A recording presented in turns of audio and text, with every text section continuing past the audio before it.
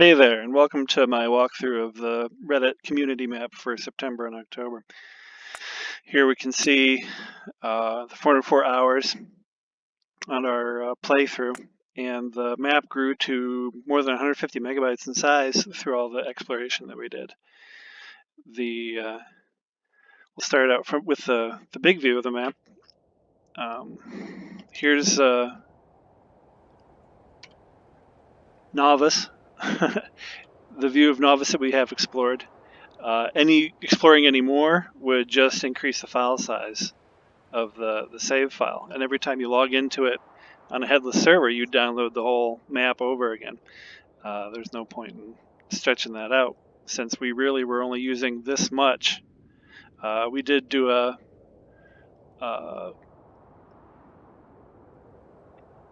breakdown of the north using that happy little tank, and that was good fun, but again, we really didn't need to explore that much more because we have these rich rocks deposits that are well beyond what we'd use over dozens and dozens of hours. So the map is pretty much the main bus here, rail offloading of the components. You can see the components here, manufacture of each of the components that go in the belt, chips, wafers, red chips, etc., etc., etc. So that's manufacture of the components. Here we have more of the classical sense of science creation using the yellow assemblers. And rocket launching area for satellites and for cargo. And the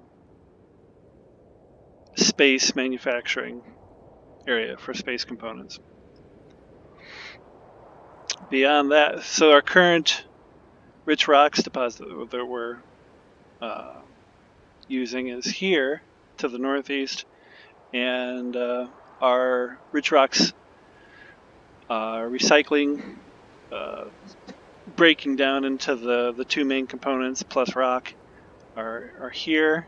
We have the water filtration to clean all that up here, and there it's railed down to this area where each of the two components are broken down into minerite, imersite, and quartz here, and iron, copper, and gold here. From there, the iron and copper come to the left to our iron and copper offloading and smelting facilities. They started out like this. This entire area here was full of basic science or basic chem labs to treat the ore with acid to break it down, and then furnaces to smelt it. And you can see these furnaces are still using inserters to insert and use, but with the beacons and higher levels, these are all full of level 4 speed modules. You can fill up one belt. One belt of plate all the way around. So a lot of save space, and with all we got on-site acid creation and water treatment. The imersite and minerite come up here. Here we can see and you can see there's a lot of space dedicated to it using the tier 1 chem and manufacturing, but with the beacons, here we go, it's going to take a little while just because the maps are so big. With the beacons, you only need 3 to completely load up the map. And here's the minerite processing.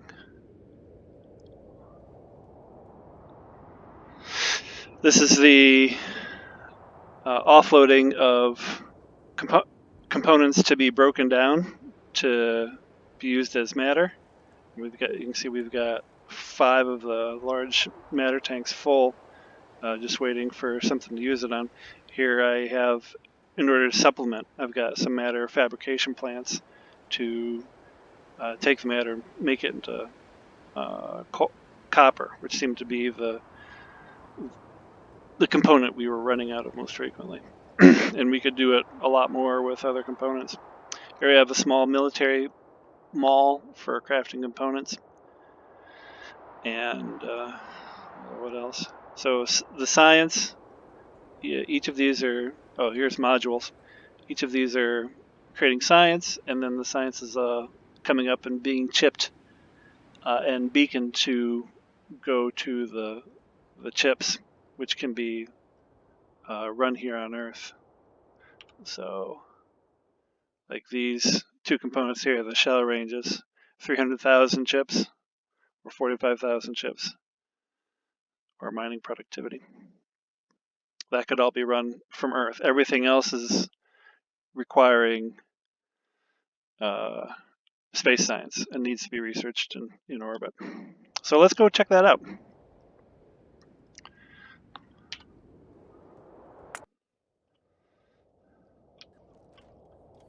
Here you can see, let's go to the map.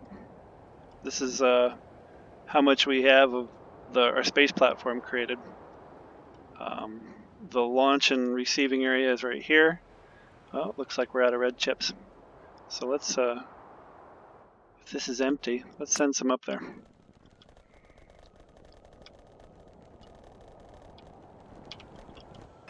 This is full of red chip and rough data substrates along with a bunch of scrap.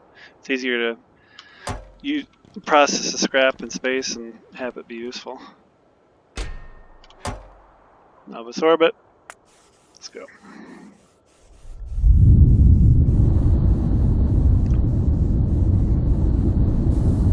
Each of these logic devices help these inserters tell how much to actually use and to load up the cargo ship with.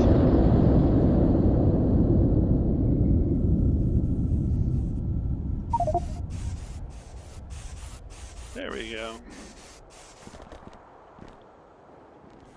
So up here we have our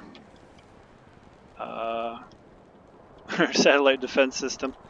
We have our substrate processing to go from rough to smooth and to eventually make chips. And we're processing that whole thing real time. Like, we're reaching the limitation of we need to duplicate all of this and use 4 more belts. Up here is the matter fabrication to make water and crude oil, and the crude oil is then refined in situ to make our 4 components. This stretch along here, I'll zoom out a little.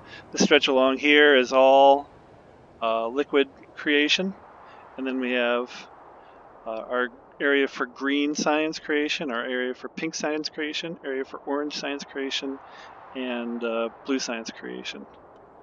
So each of these tanks holding various chems, and down here rows and rows and rows.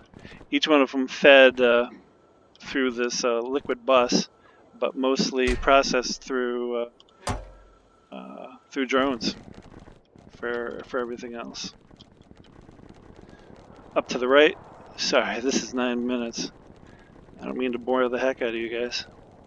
But up to the right is where this science is eventually processed into, or where the components, the chips are processed into science, and then the space creation right now looks like we're limited by orange at the moment to work on our deep space science pack. So we had just a little bit left to discover. Other planets to check out. Let's go back real quick. it's time for a shipment. We use a lot of copper, obviously, and it's all coming out through these beautiful space loaders. As I said, I love these suckers. Oh. And this is fed directly not from Novus, but from Bordoli.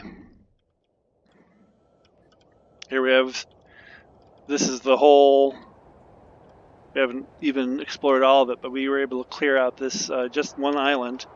It's all fed off of this one antimatter reactor with just some antimatter in a chest that feeds the entire process. We have our satellite defense, some crude refining so that we can get sulfur and then sulfuric acid to run the grinders, and then in turn the furnaces. So let's tell it here.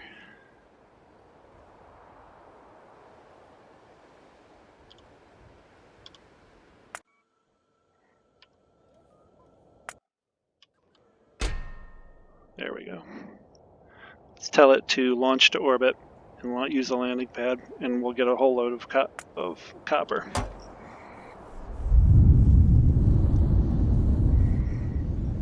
While that's doing it. So that was Bordoli. The other one that we explored a little bit was Ninavar. It was unique in that it didn't have any biters. Oh no! And this is our first one that we really tried. This is using a fusion reactor. And even using fusion reactors, the footprint for that is incredibly small to supply the power that it does for the entire planet.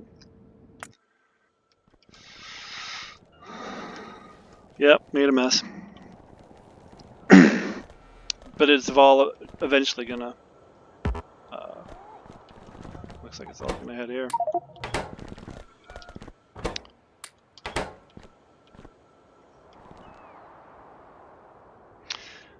That's it. I guess the last thing to cover, now that we're 12 minutes into it, is power for Novus. We started out with this nuke plant. Actually, we started out up to in this northeast section where the petrochem is currently situated. There was a big area for steam generation. We had a nice stages. It was staged for higher capacities. That was initially replaced with this nuke plant, 4 reactors, and then that was expanded to this 18 reactor facility, and then we went to the fusion reactor, and that's what's supplying all the power at the moment, the fusion reactor. That's about it. Fantastic stuff. Had a great time, and everyone, make sure your base is growing. Have a safe day.